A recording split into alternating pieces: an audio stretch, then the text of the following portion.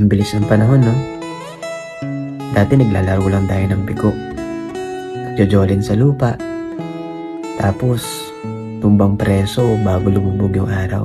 Pero ngayon parang hindi na lahat nararanasan ng bata yun. Lahat mabilis. Gadget, notification, scroll. Kaya ako thankful ako kasi naabutan ko pa yung galos sa tuhod, pawis sa damit. Pero sobrang saya. Kasi sa totoo lang, wala namang data noon eh. Pero grabe yung connection. Kaya alam nyo, na-realize ko, hindi lang laro yung tinuro sa atin eh. Tinuruan tayo ng teamwork, ng creativity, ng resilience, at higit sa lahat, kung paano maging masaya sa simpleng bagay. Kaya minsan hindi pala sa dami ng meron ka, kundi sa lalim ng connection at memories mo sa tao. Ang sarap balikan, no? Ang saya alalahanin lahat.